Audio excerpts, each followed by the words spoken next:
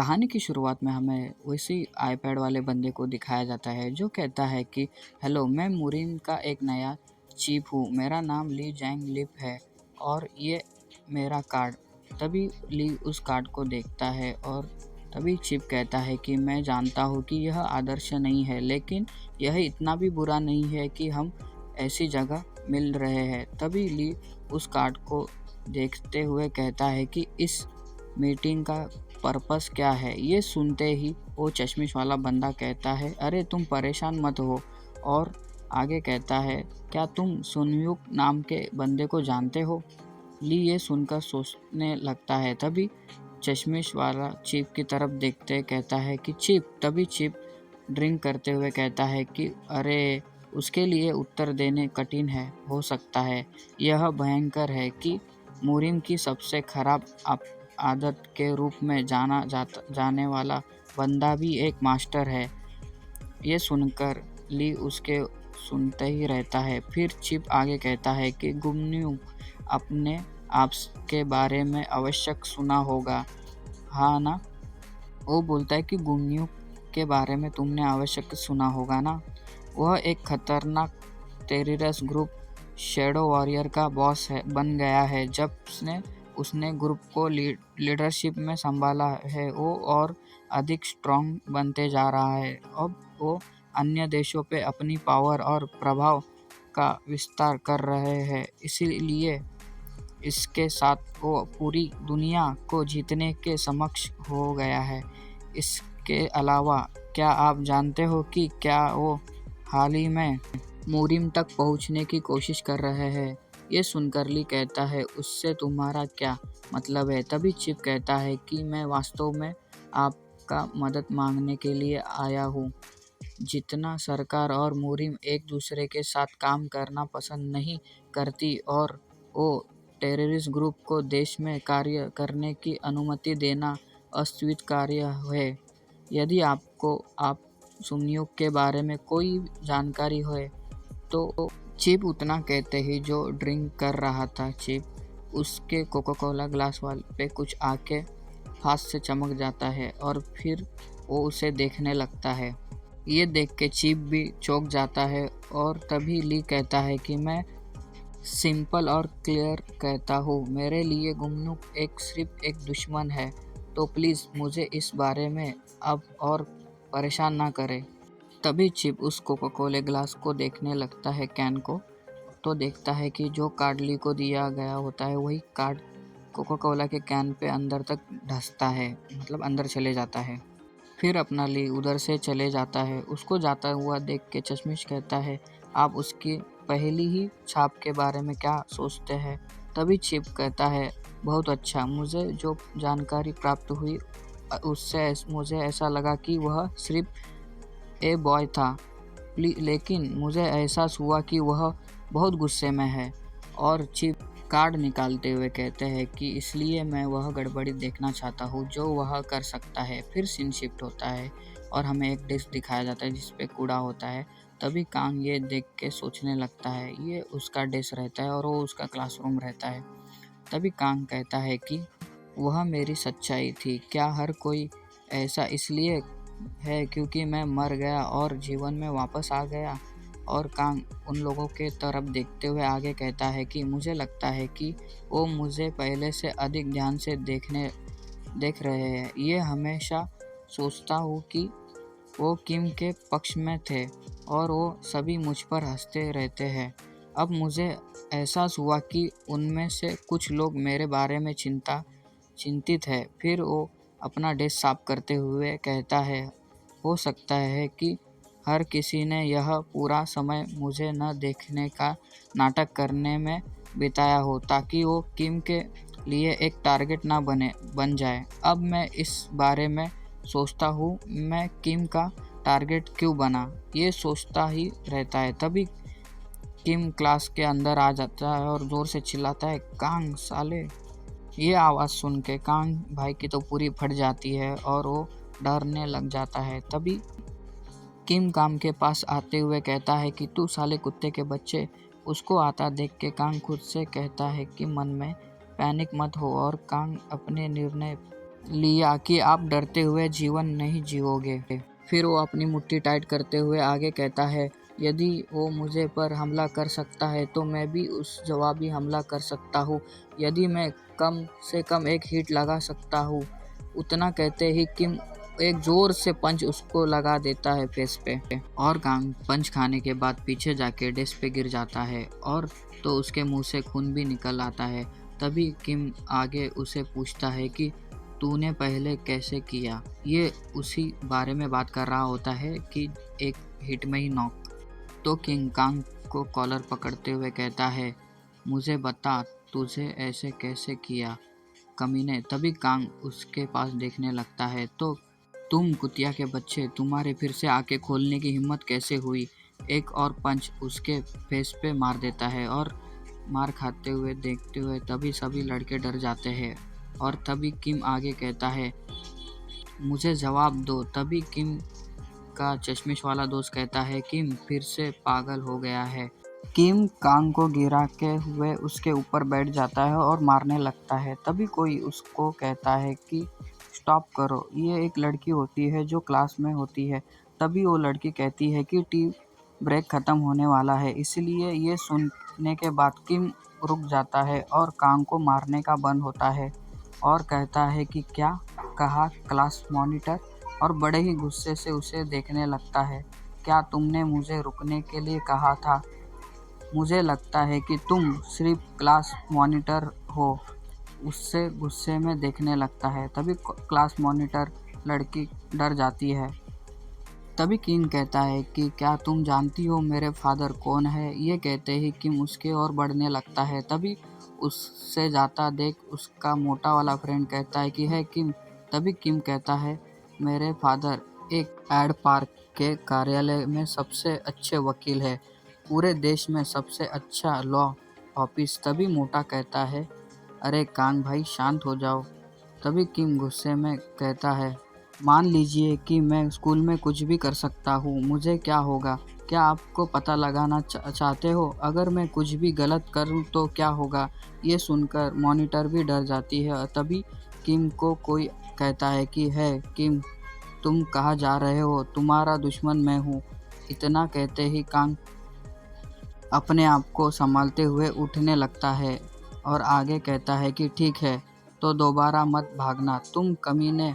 और वो उसके सामने खड़ा हो जाता है। तभी किम वो देख के और मॉनिटर देखते हुए हैरान होते हैं। फिर काम मन में कहता है कि बकवास। अब मुझे याद आया, किम ने मुझे टारगेट के रूप में क्यों चुना है। एक लड़के की मदद करने गया था जिसे उसके द्वारा धमकाया जा रहा था, और इसका अंत ऐसे हो हुआ। बकवास, सब बकवास है। मेरे मरने और फिर से जागने के बाद कुछ भी कैसे बदल गया। तभी किम एक डेस उठाता है और बड़े ही गुस्से में कांग को मारने जाता है और कहता है कि फिर तुम इस बारे में ठीक से कर सकते हो। आगे आता देख कांग की भी फट जाती है। तभी कोई कहता है, ओ किम, क्या आपको ऐसा करना चाहिए। तभी मोटा कहता है, यदि वह मर गया तो क्या होगा। तभी चश्मिश कहता है, मैं इसमें भाग नहीं ले सकता, और उसके बाद क्या होगा। तभी किंग कांग को मारने जाता है तो चश्मिश वाला लड़का कहता है कि अरे किम, एक पल इंतज़ार करो, यहाँ यूनो है जो तुम बात करो। तो किम उसकी ओर देख के कहता है कि उसको कहो कि हम बाद में बात करेंगे। तभी चश्मिश वाला लड़का कहता है कि नहीं, अब बेहतर होगा कि तुम उसको बोलो। तभी किम उस डेस्क को फेंक देता है। उसको ऐसा देखकर कांग कहता है कि ये क्या हो रहा है। तभी किम फ़ोन को लेके कहता है कि हेलो यूनो जिन। तभी जिन्हों कुछ कहता है और सामने से हमें नहीं बताया जाता कि वो क्या कहता है। तभी किम कहता है कि नहीं, मैं आपके लिए ये नहीं करूँगा। आगे कहता है कि आप इसके बारे में कैसे जानते हैं।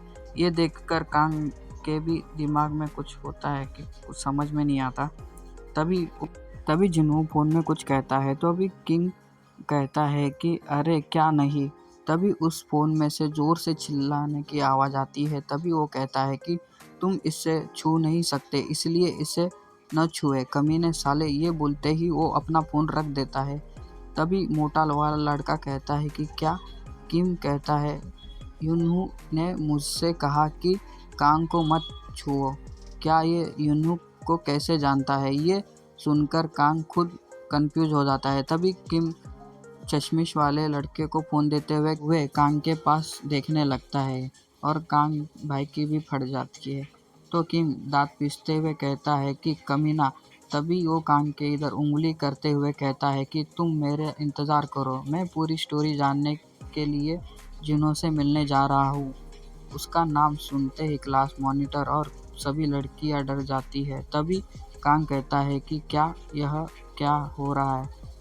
क्या जिन्हों सेकेंड ईयर का सबसे बड़ा बदमाश लड़का नहीं है? लेकिन मैं क्या? तभी वो याद करते हुए कहता है कि यदि तुम वास्तव में हमारे साथ खिलवाड़ करना चाहते हो तो सेकेंड ईयर लड़का जिन्हों को कॉल करने के बारे में क्या ख्याल है? ये बातें वो जो बीच में फाइटिंग हुई थी उसमें बारे में सोचने लगता है। तभी वो कोई उससे कहता है कि कांग क्या तुम ठीक हो? ये सुनकर कांग करता है और तभी वो क्लास मॉनिटर उसे एक रुमाल देते हुए कहती है कि तुम्हारे नाक में से तो खून आ रहा है। तभी कांग अपने हाथों को देखने लगता है कि सब खून लगा है। तभी कांग वो रुमाल ले लेता है और वह कहता है कि थैंक यू क्लास मॉनिटर। तभी कांग आगे कहता है कि एक बात है जो मैं जानना चाहता हूँ। तभी क्लास मॉनिटर बोलती है हाँ। तभी हम देख सकते हैं सभी लड़के लड़कियाँ हॉल में बात कर रहे होते हैं। तभी दूसरे क्लास वाले का लड़का कहता है कि ये तो अपर क्लास वाला है। तभी कांग उनसे कहता है कि क्या उनकी क्लास में कोई ली नामक कोई लड़का है? ये सुनकर उनमें से एक मोटा लड़का कांग से कहता है अरे तुम्हारे चेहरे पे ऐसा क्या हुआ है? तभी ली हंसते हुए कहता है कि हाँ अरे कुछ नहीं। ये कहता है तो भी वो कहता है कि ली इसी क्लास में से है। तभी कांग कहता है ओ ठीक है। तो तभी दूसरा लड़का कहता है कि वह काफ़ी समय से स्कूल में नहीं आया है ये ना। तभी मोटा वाला लड़का कहता है कि हाँ हमने उसे काफ़ी समय से उसे कुछ देखा भी नहीं और कुछ सुना भी नहीं उसके बारे में। ये सुनते ही तभी वो आगे कहता है कि क्या वह मर गया? नहीं। तभी दूसरा वाला लड़का कहता है कि ऐसे कुछ मत बोलो। तभी ये कांग मन में कहता है क्या वो लड़का कौन था जिसने मैंने पहले देखा था? क्या वो सच में एक भूत था? ऐसा सोच रहा होता है। तभी वो मोटा वाला लड़का कहता है कि अरे ये इससे क्या हो गया? तभी दूसरा वाला लड़का कहता है कि ये क्या सपने में खो गया? तभी दूसरा वाला लड़का बोलता है कि उसके सिर पे मारते हैं।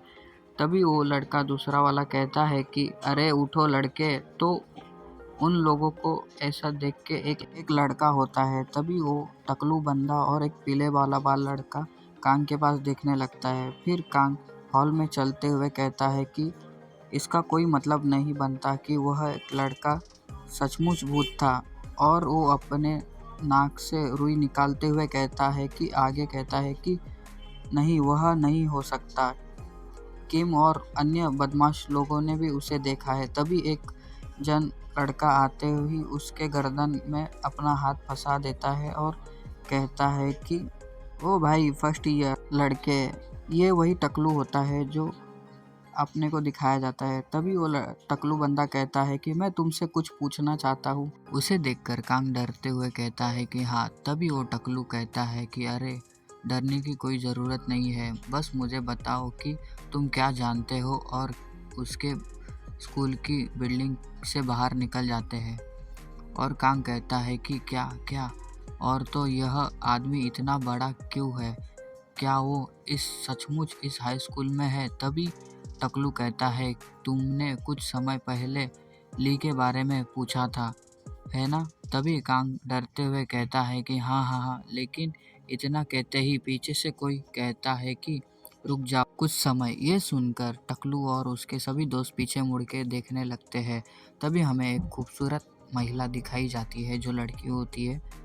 तभी वो औरत कहती है कि आपसे एक पल के लिए मैं बात कर सकती हूँ। उसको देख के कांग का मुंह खुला हो जाता है। तभी उनमें से हरे वाला बाल वाला लड़का कहता है कि क्या? तभी पीले वाला लड़का कहता है कि ये लड़की कौन है? हरे बाल वाला लड़का कहता है मुझे नहीं पता, वह एक स्टूडेंट की तरह नहीं दिखती है, लेकिन एक टीचर बनने के लिए वह बहुत छोटी है। तभी वो खूबसूरत लड़की कांग के पॉकेट के ऊपर लगे हुए बैज को देखती है और कहती है कि स्टूडेंट कांग। ये सुनने के बाद कांग कहता है कि हाँ मैं। तभी वो कहती है कि क्या तुम मुझसे बात कर सकते हो? यहाँ पे क्या हो रहा है? तभी कांग कहता है कि ठीक है। ये सुनकर टकलू लड़का कहता है अरे अपने काम से काम रखो और मुझे कुछ मामले में इससे बात करनी है। तभी वो लड़की आगे चलते हुए कहती है कि मामले में? तुम क्या सोचते हो? जब बड़े स्टूडेंट चोट से भरे स्टूडेंट को घेर रहे होते हैं तो क्या होता है? तभी टकलू लड़का हंसते हुए कहता है कि हाँ मुझे नहीं पता कि आप किस बारे में बात कर रहे हो। क्या आप ऐसी बातें करने से पहले डर नहीं लगता? तभी पीले वाला लड़का कहता है कि अरे क्या आपको नहीं लगता कि कुछ अच्छी बातें कहना बेहतर होगा? तभी वो लड़की कहती है कि हाँ मैं समझ सकती हूँ। तभी वो ये कहकर वो अपना फ़ोन निकालते हुए किसी से बात करने लगती है कि सेकंड ईयर के क्लास के पीछे प्लीज़ आओ, वहाँ संदिग्ध लोग हैं। संदिग्ध लोग मतलब बुरे लोग हैं। ये सुनकर टकलू बंडा गुस्से में हो जाता है और कहता है कि अरे ये तू कमीनी वहाँ क्या कर रही है? और वो हरे वाले बाल वाला लड़का और पीले वाले बाल वाला लड़का उसकी ओर बढ़ने लगता है। तभी कांग उसको बचाने के लिए बोलता है कि अरे रुक जाओ। ऐसा बोलते ही उसके बाजू से हरे वाला बाल वाला लड़का उड़ते हुए सीधा जाता है। ये देखने के बाद कांग के भी होश उड़ जाते हैं। तभी हमें दिखाया जाता है कि हरा और पीले वाला बाल वाला लड़का सीधा पीछे वाले दीवार पे जाके गिर जाता है। तभी कांग पीछे मुड़कर देखता है। तभी टकलू वाला बंदा कहता है कि यार मुझे यह बिल्कुल अजीब लग रहा है। क्या तुम मुरीम हो? ये सुनकर कांग भी कहता है क्या मुरीम? और ये एपिसोड यही ख़त्म होता है। मिलते हैं अगले एपिसोड में और चैनल को सब्सक्राइब कर लेना और वीडियो अच्छा लगे तो कमेंट भी कर लेना।